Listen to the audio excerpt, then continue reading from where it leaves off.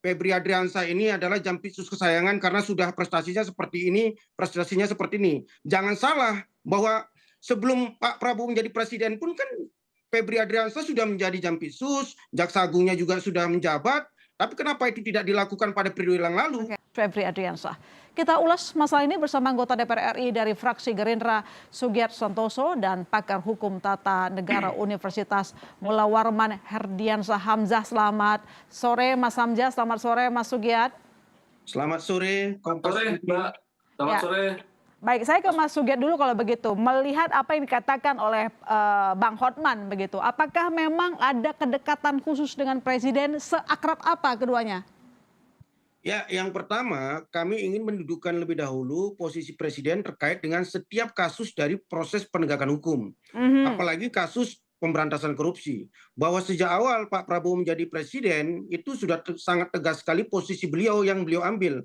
Bahwa beliau mendukung apapun proses penegakan hukum, apalagi terkait dengan pemberantasan korupsi. Itu bisa kita lihat misalnya dalam Astra-Cita beliau di poin yang ketujuh, Astra-Cita beliau, bagaimana beliau ingin memperkuat reformasi di bidang birokrasi, politik, hukum, dan pemberantasan korupsi.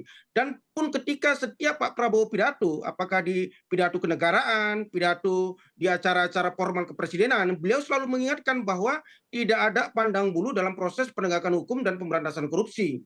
Terakhir kemarin misalnya pada saat beliau pidato di DPR, bahkan beliau menyebut jangan ada yang mengatasnamakan jenderal ini, jenderal itu. Jika terlibat dalam pemberantasan korupsi ya sikat. Itu yang pertama.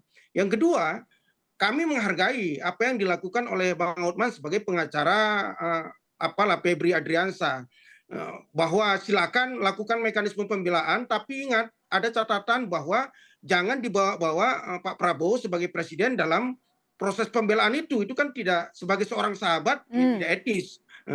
Bahwa seandainya memang Bang Hotman adalah sahabat karib Pak Prabowo, saya pikir Bang Hotman juga harus bertanggung jawab menjaga nama baik Pak Prabowo sebagai presiden. Jangan untuk kepentingan kliennya, untuk kepentingan pembelaan hukumnya, beliau menyeret-nyeret nama presiden. Itu saya pikir bukan sahabat yang baik. Saya pikir itu. Oke, baik, coba saya ke Mas Hamzah. Mas Hamzah, jadi menurut Anda sendiri, apa alasan Hotman Paris menyampaikan bahwa ex-jampitsus adalah kebanggaan presiden, kemudian dia ditetapkan menjadi tersangka tanpa izin presiden. Kemana arah seorang Hotman? Ya, yang pertama saya kira dalam keadaan orang yang sedang panik, ya semuanya akan dijadikan pegangan gitu ya.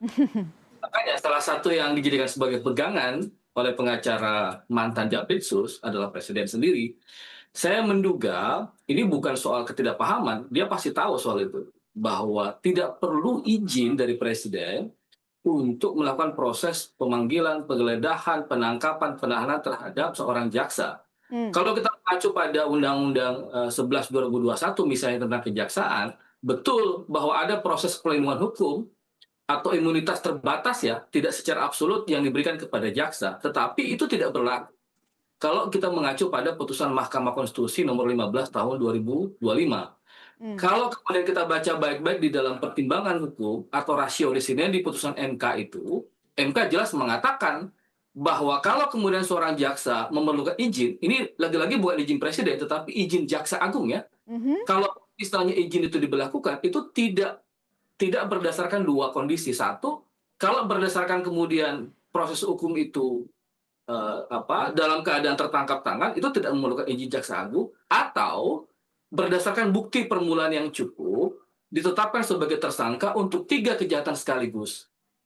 Yang ancaman hukumannya adalah pidana mati, berkaitan dengan kejahatan keamanan negara, dan ketiga berkaitan dengan tindak pidana khusus. Jadi logika bahwa izin presiden diperlukan dalam proses pemeriksaan, penetapan tersangka, termasuk akibat hukum yang lain, itu adalah logika yang keliru menurut saya. Jadi sangat disayangkan kalau seorang pengacara, apalagi ini adalah pengacara yang mendampingi mantan Jampitsus ya, Febri Adriansyah, kemudian melontarkan pernyataan-pernyataan yang keliru sekaligus menyeret-nyeret presiden dalam urusan penegakan hukum. Itu yang sebenarnya kita tangkap. Ini kalau di dalam psikologi politik, termasuk di dalam prakteknya secara hukum, ya upaya untuk menyeret-nyeret presiden ini kan sebenarnya mencari tameng Oke, dalam proses.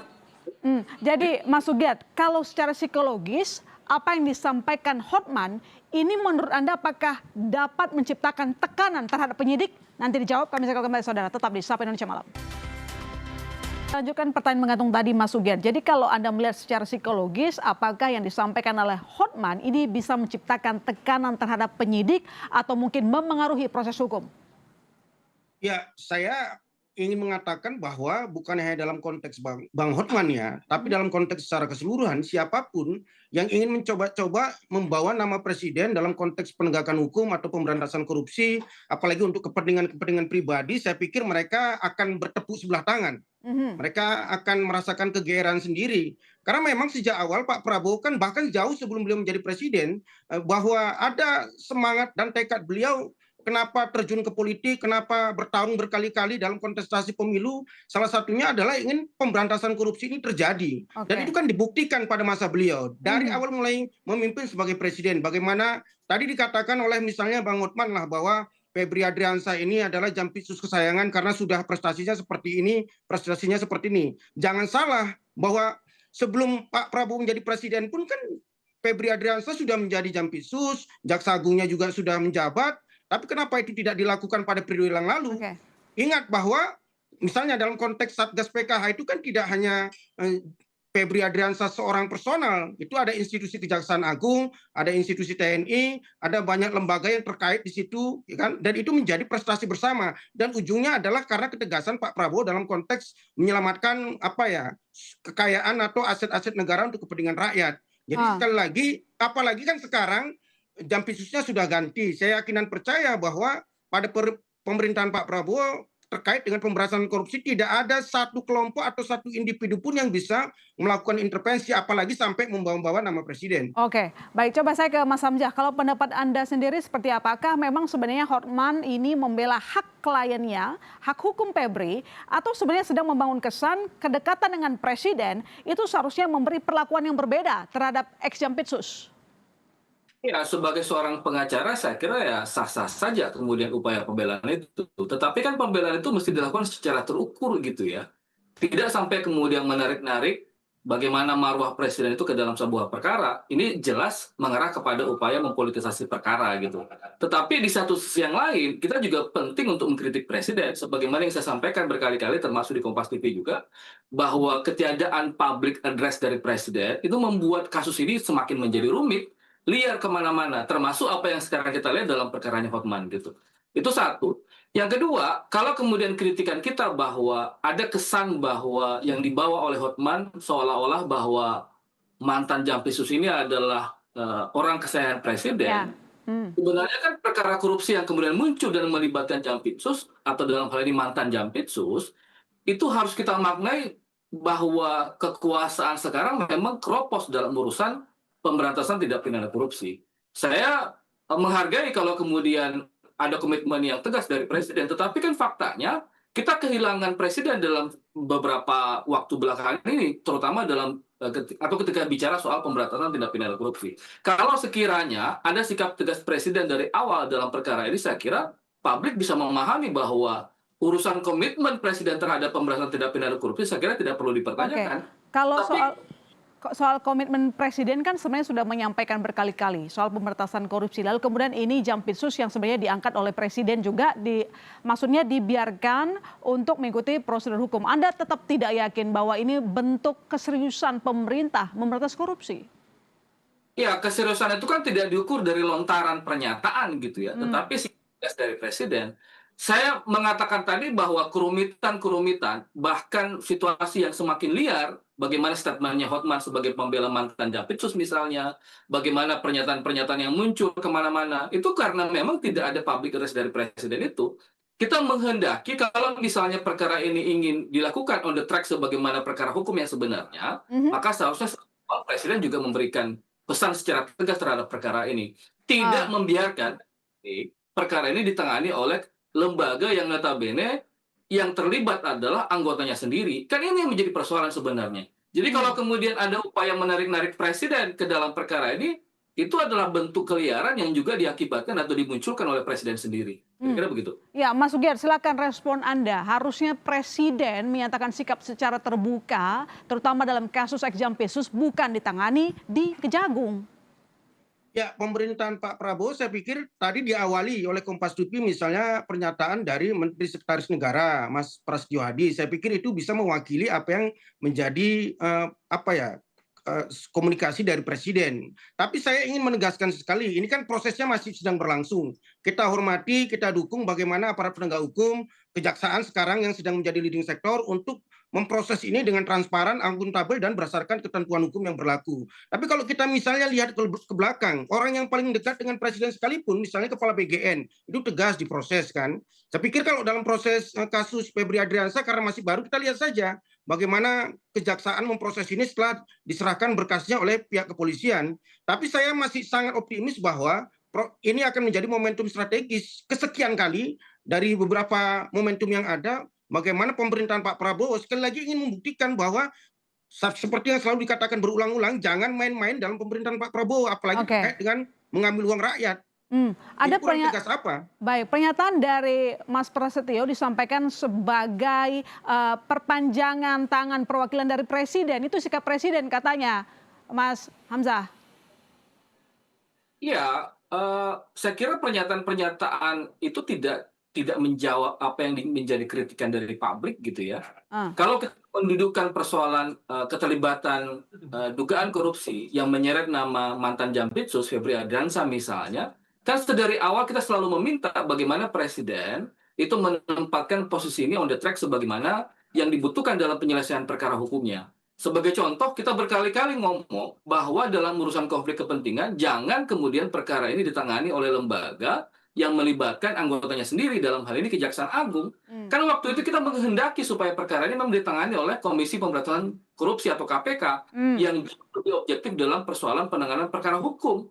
Apalagi ketika kemudian mencuatnya perkara ini, ada kesan saling menyandra antara Kejaksaan Agung dengan Kepolisian Republik Indonesia. hmm. Nah, posisi yang paling memungkinkan adalah menyerahkan perkara ini kepada KPK. Nah, makanya implikasinya sebenarnya seperti yang saya bilang tadi, ada beberapa catatan ya. Satu, saya ingin memberikan insight bahwa situasi-situasi semacam ini memberikan pesan bahwa memang situasi pemberantasan tindak pidana korupsi di bawah rejim Prabowo sekarang memang terlalu keropos. Kalau Terlalu kemudian keropos. ada misalnya dari Pak Sugiat dan sekeliling istana mengatakan bahwa tidak ada pandang bulu, bahkan orang dekat pun kemudian diseret di dalam perkara hukum korupsi sebagai contoh. Bagi saya di dalam sudut pandang yang berbeda, itu justru membuktikan betapa kroposnya pemerintahan hari ini terhadap isu pemberantasan tindak pidana korupsi. Ada Hmm, semacam ketidaktegasan Presiden sebagai panglima perang di dalam urusan ini, itu satu.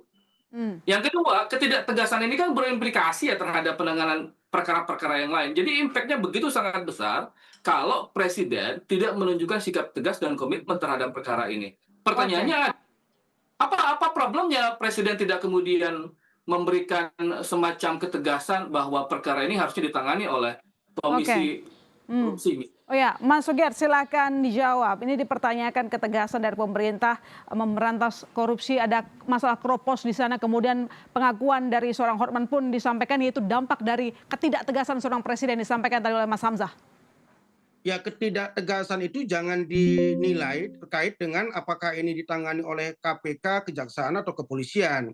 Tiga institusi ini sama-sama institusi penegak hukum yang punya otoritas dan kewenangan yang sama. Jadi jangan kita seolah-olah mengkasta-kastakan bahwa KPK di atas, Kejaksaan di bawah, Kepolisian di bawah. Saya pikir tidak seperti itu juga dalam konteks penegakan hukum di Indonesia.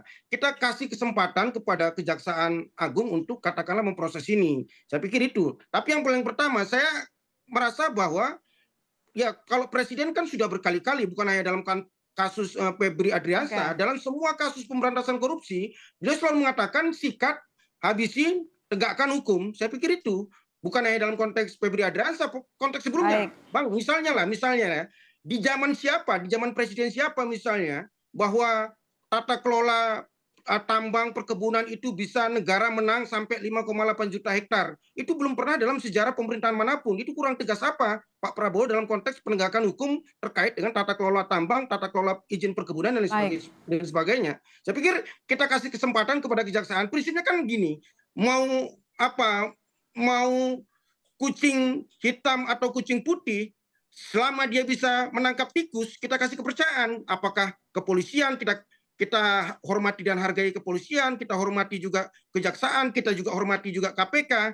Ingat nanti misalnya apa yang menjadi kekhawatiran dari kawan-kawan civil society lah, misalnya kalau di kejaksaan itu katakanlah ada konflik kepentingan, ya nanti saya DPR, dan saya kena percaya pemerintahan Pak Prabowo juga akan tidak tinggal diam, kawan-kawan civil society, publik Oke. akan mengawasi, dan KPK juga kan sudah menyatakan sikap Baik. bahwa mereka siap melakukan proses KPK terkait dengan ini, supervisi terkait dengan kasus ini. Saya pikir kita kasih kesempatan kepada Kejaksaan Agung untuk membuktikan bersih-bersih diri, apalagi kan sudah ditunjuk Jampitsus yang baru. Baik. Saya masih optimis, aku yakin bahwa ini akan tuntas oleh Kejaksaan Agung. Ya, kita tunggu ketegasan yang dimaksud. Terima kasih kepada narasumber saya anggota DPR RI dari fraksi Gerindra Sugiar Santoso dan pakar hukum tata negara Universitas Mula Warman Herdiansah Hamzah. Selamat sore Bapak-bapak.